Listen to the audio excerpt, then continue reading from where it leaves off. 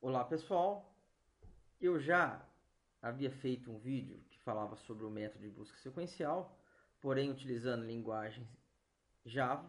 Hoje eu vou explicar novamente o método de busca sequencial, atendendo a pedidos, porém utilizando linguagem C Sharp. Outro detalhe, eu vou gravar alguns outros vídeos explicando outros métodos de busca e algumas variações desses métodos. Então pessoal, o método de busca sequencial ele consiste em quê? Em fazer uma busca, obviamente sequencial, pela sua lista de dados, até acabar essa lista, não ter mais valor para ele pesquisar ou encontrar o valor. Então imaginem a seguinte coisa. Imaginem que vocês têm um vetor com um tamanho físico de 5 elementos. Então quer dizer, o meu vetor consegue armazenar 5 elementos. Então imaginem aqui como se essa tabela fosse o nosso vetor, onde a primeira linha informa a posição e a segunda linha informa o valor que está armazenado nessa posição do vetor. E eu tenho um tamanho lógico do vetor. Isso indica o quê? Que apesar do meu vetor poder armazenar 5 elementos, eu estou armazenando apenas 4 elementos. Então, vamos fazer um teste aqui visual, tentando localizar o valor 5 neste nosso vetor. Ou melhor, ao invés de usarmos o valor 5, pessoal, vamos utilizar aqui o valor 2. Então, reparem, ele irá começar a partir da primeira posição válida ou iniciando a partir da última posição válida. Geralmente nós começamos a partir da primeira posição válida. Então, ele irá olhar na posição 0 se o elemento que está lá dentro corresponde ao valor que você está procurando. Caso isso não aconteça, ele vai olhar na próxima posição. Se nesta posição existir o valor que você está procurando, ele interrompe essa procura e indica em qual posição o valor se encontra. Porém, pessoal, ainda ele não achou. Ó. Então, na posição 1 do nosso vetor, encontra-se o valor 5. Então, ele vai tentar analisar na posição 2. Na posição 2, pessoal, ele encontra o valor, que por coincidência era o valor 2, e ele deve retornar para o usuário, ou o nosso algoritmo de busca deve informar o quê? Como nós estamos utilizando um vetor para armazenar esses dados, ele deve informar em qual posição esse valor se encontra dentro do vetor. Então, no caso, o meu número 2, ele se encontra na posição 2 do vetor. Agora vamos fazer um outro teste. Imagine que nós estamos localizando o número 11. Ele vai vir, olhar na posição 0, que é a primeira posição válida, não encontrou o valor, vai olhar na próxima, posição 1, não encontrou o valor, vai olhar na posição 2, não encontrou o valor, vai olhar na posição 3, não encontrou o valor. Aí, pessoal, o que acontece? Qual o tamanho lógico do nosso vetor? 4. Então, ele só possui 4 elementos. Então, significa que ele só pode visualizar os valores, ou melhor, ele só vai examinar dentro do vetor até a última posição válida, que no caso é a posição 3, pois o nosso índice começou de 0. Então, como não existe nenhum valor, ou melhor, o valor 11 não foi encontrado, o nosso método tem que terminar. Por quê? Porque ele também não tem mais posições válidas para examinar. Como eu não encontrei o valor, pessoal, geralmente nós retornamos para o usuário que uma posição inválida do vetor, como por exemplo a posição -1. Então, no caso, todo vetor em C Sharp ou Java, a primeira posição começa a partir do número 0. Então, a posição -1 não existe. Então, eu posso utilizar o valor -1 como retorno para indicar que eu percorri o vetor e não encontrei valor algum. Então, agora, pessoal, pensando nisso, vamos implementar esse algoritmo de busca sequencial no Visual Studio. Então aqui no Visual Studio, pessoal, o que eu vou fazer aqui, ó? Eu já havia implementado anteriormente um código para outro exercício. Eu vou apenas copiar aqui esse pedaço de código para utilizarmos o nosso algoritmo e vou criar um novo programa. Então, File, Close Solution, File, New Project. E vou chamar esse nosso programa de busca sequencial. Busca sequencial. Em modo console. Então aqui, pessoal, o que eu vou fazer? Primeiro de tudo, eu vou criar o nosso vetor. Então, int vetor. No nosso exemplo, o nosso vetor tinha quantos, ou melhor, ele conseguia armazenar até quanto de informação? Vamos olhar aqui. Tamanho físico, 5. Então, vou informar que o nosso vetor vai armazenar números inteiros. E ele vai poder armazenar 5 elementos. Vou criar uma variável também chamada TL, que vai ser o quê? O tamanho lógico. Essa variável vai indicar quantos elementos existem atualmente dentro do vetor. E agora, o que nós vamos fazer, pessoal?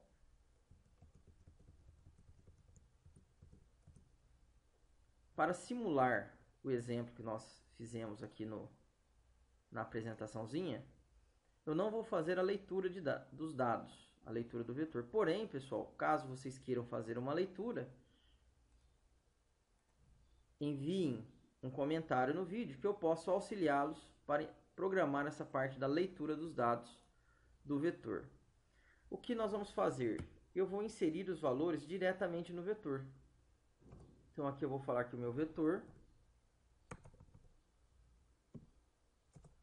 na posição 0, vai receber qual valor? Vamos olhar lá, os valores. 3, 5, 2 e 4. Então, o valor 3, o valor 5, o valor 2 e o valor 4. O 5 estava na posição 1, o 2 na 2 e o 4 na 3. E aqui, pessoal, eu vou informar que o meu TL é de tamanho 4. Para quê? Para representar que eu tenho informação até qual posição? A posição número 3. Eu tenho 4 valores dentro do meu vetor. E como o meu índice começa do 0, eu vou ter elementos apenas até a posição número 3. Agora, o que nós vamos fazer, pessoal? Eu vou implementar o bloco de comando referente à nossa busca. Então, eu vou fazer um for. Para que o for, pessoal? Para percorrer o vetor. Justamente fazer isso que nós fizemos aqui, ó. Nós fomos percorrendo posição a posição até terminar as posições válidas para examinar ou até encontrar o valor. Então, no caso, eu vou criar um índice que vai se chamar i, que vai começar da posição 0 e vai até o quê? Até o tamanho do meu vetor menos 1, que é representado pela variável TL. E aqui, pessoal, eu posso fazer o quê? Eu posso fazer um if, onde eu verifico se no meu vetor, na posição i, o valor que está lá dentro é igual ao valor que eu quero localizar. No caso, eu vou criar uma outra variável chamada valor, que vai armazenar o valor de busca, que é o valor 2. Se o que está na posição i do meu vetor for igual a valor, significa que eu encontrei o elemento que eu estava procurando, o valor dentro do meu vetor. Então eu posso fazer o quê? Dar um break no meu for, para ele interromper o for. E fora do for, pessoal, aqui nós vamos ter o quê? O valor do i que corresponde à posição a qual foi encontrado o valor. Caso ele tenha encontrado esse valor, né? Senão, ele vai estar valendo o tamanho de TL. Como assim? Então vamos testar aqui com, neste caso, que ele vai encontrar o valor dentro do vetor. Então aqui dentro, pessoal, ou melhor, fora do for, eu vou mandar a mensagem, ó, console, vou exibir ponto writeLine,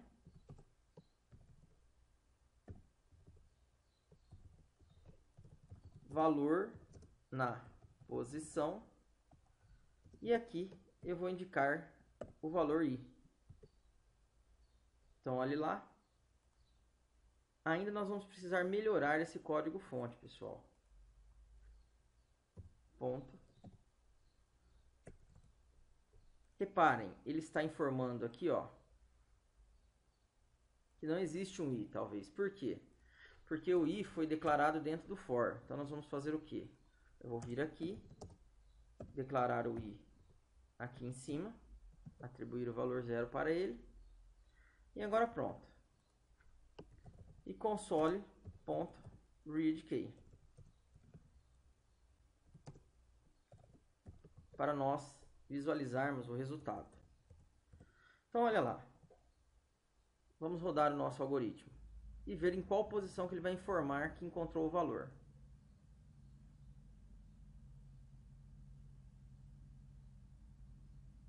Olha lá, valor na posição 2, que foi como nós fizemos no nosso exemplo. Agora vamos informar o valor 11. Eu vou rodar o meu aplicativo. Valor na posição 4. Detalhe, pessoal, reparem aqui. O nosso vetor, ele armazena elementos até qual posição? A posição 3. Então, o que aconteceu? Ele chegou na última posição, não encontrou o valor e retornou esse valor para nós. Então, o que nós podemos fazer, pessoal? Se por um acaso o valor do i for menor que o valor do TL, significa o quê? Significa que ele percorreu o vetor e encontrou esse valor. Se ele percorreu o vetor e não encontrar o valor, o i vai estar valendo o quê? Exatamente o valor de TL, no caso do laço de repetição for. Por quê? Na hora que ele termina o laço de repetição, ó, só para vocês olharem, ou melhor, ele faz a rodada do laço, volta, incrementa o valor do i. Então, na última vez que ele entrar dentro do laço de repetição, ele vai vir aqui e incrementar o valor do i. Por isso que o valor sempre vai ser o valor do TL, caso ele não encontre. Então eu posso fazer o que aqui? Eu posso colocar um if valor, ou melhor, i for menor do que o TL, significa o quê? Que ele encontrou o valor. Então eu simplesmente exibo a mensagem informando em qual posição que esse valor se encontra. Se não, eu posso fazer o quê? Alterar o valor do i, fazendo com que o i receba o valor menos 1. Então, toda vez que eu visualizar o valor menos 1, significa o quê? Que ele não encontrou o valor dentro do vetor. E com isso eu posso criar os meus algoritmos trabalhando em cima desse conceito. Se o valor do i for diferente de menos 1, significa que o valor se encontra naquela posição. Se for igual a menos 1, significa que o valor não foi encontrado. Então agora, pessoal, vamos melhorar esse nosso algoritmo, tá? De que maneira? Primeiro, eu vou recortar isso daqui. Foi só uma explicaçãozinha rápida. E nós vamos criar o quê? Nós vamos criar um método, ou melhor, uma função static int busca sequencial. E aqui, pessoal, o que nós vamos fazer? Eu vou passar para essa minha busca um vetor de inteiro e vou passar também o TL, o tamanho lógico desse meu vetor. Isso quer dizer, até qual posição, ou melhor, quantos elementos encontram-se dentro do meu vetor. Pronto. E aqui nós vamos programar esse nosso método. E ao invés de usarmos o for, pessoal, eu vou usar um while. Talvez com o while a explicação fique até mais interessante. Então aqui eu vou criar uma variável int, denominada i, e vou atribuir o valor 0 para ela, que significa o quê? A variável que eu vou utilizar como contador, ou melhor, o índice do meu vetor. Agora, o que nós vamos fazer? Eu vou fazer um while que vai ser executado enquanto o i for menor que o TL. Por que menor que o TL? TL indica quantos elementos eu tenho dentro do meu vetor. Como o nosso índice começa de 0, só vai existir elemento dentro do vetor até a posição TL menos 1. Então, enquanto for menor que TL, e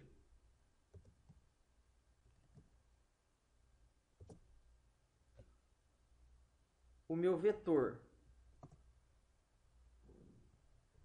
até para vocês não confundirem, pessoal, e não acharem que precisa ser o mesmo nome, eu vou chamar o meu vetor de V. Na posição I for diferente do valor que eu estou procurando, outro detalhe, né, que faltou aqui, o valor que eu quero localizar no vetor. Ó. O que eu vou fazer? Eu vou incrementar o i. Para que eu estou incrementando o i, pessoal? Para ele justamente olhar na próxima posição válida do meu vetor. Então aqui, se o i é menor que TL, significa o quê? Que existe valor a ser encontrado ainda. Existem posições no vetor que eu posso examinar. E o valor que está na posição i for diferente do valor que eu quero encontrar no vetor, significa o quê? Que eu preciso continuar procurando no vetor.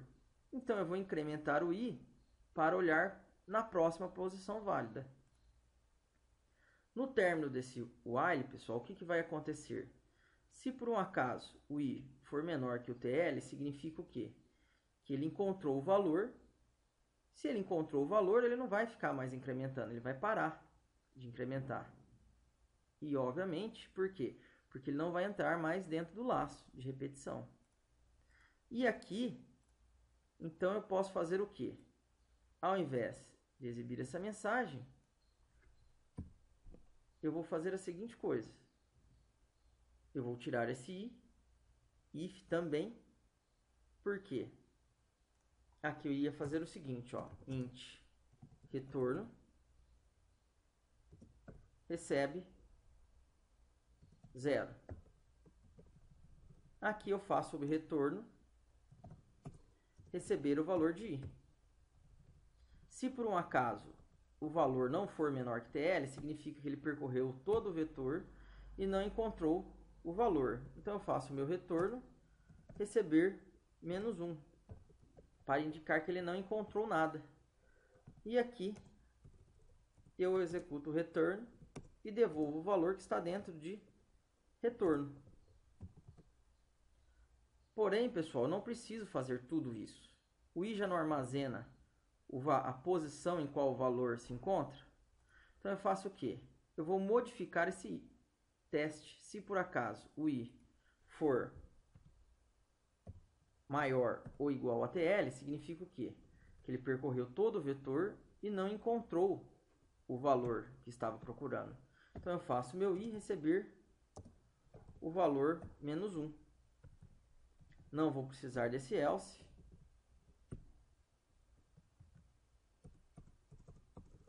Economizo essa variável e eu retorno o quê? O valor de i. E aqui, pessoal, no nosso programa, eu posso fazer o seguinte, ó. Ao invés de usar essa variável i, eu vou colocar aqui retorno, ou melhor, pos, para saber qual a posição que ele encontrou o valor. E aqui eu faço um if, pessoal. If. Antes do if, vamos fazer isso, ó. Vamos fazer o nosso pos, receber o valor do nosso método de busca.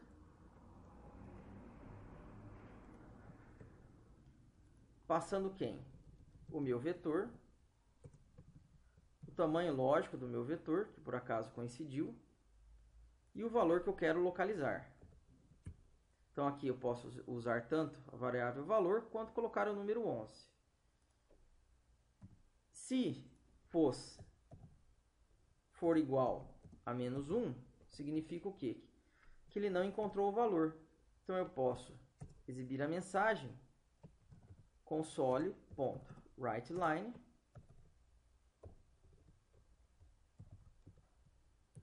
valor não encontrado. Se não, eu posso exibir a mensagem